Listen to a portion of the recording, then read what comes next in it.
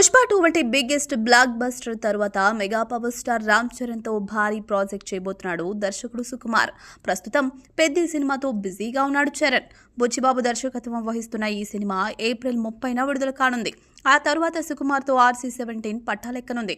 ఇప్పటికే లెక్కల master cherry కోసం పవర్ఫుల్ స్క్రిప్ట్ రెడీ చేస్తున్నాడు. రంగస్థలంకి మించిన కథను రాస్తున్నట్లుగా తెలుస్తోంది. అయితే ఈ సినిమా సంగీత దర్శకుడి విషయంలో మాత్రం ఓ న్యూస్ వైరల్ అవుతోంది. టాలీవుడ్ డెడ్లీ కాంబినేషన్లలో సుకుమార్, దేవిశ్రీ ప్రసాద్ టాప్ ప్లేస్లో ఉంటారు. సుక్కు మొదటి సినిమా ఆర్య నుంచి మొదలుకొని పుష్ప 2 వరకు దేవినే సంగీతం అందించాడు. ఈ ఇద్దరి కాంబినేషన్లో వచ్చిన ప్రతి cinema music album ever green అని చెప్పాలి.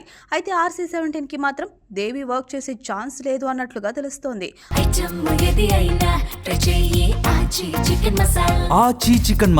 ఆయన ప్లేస్ లో AR రెహమాన్ పేరు వినిపిస్తోంది. దీనికి కారణం లేకపోలేదు.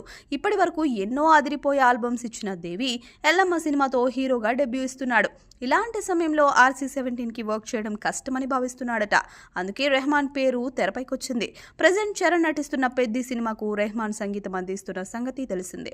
ఈ సినిమాను దగ్గరుండి మరీ చూసుకుంటున్నాడు సుకుమార్. ఇప్పటికే రిలీజ్ అయిన చిక్రీ సాంగ్ సెన్సేషనల్ చార్ట్ బస్టర్ అయింది.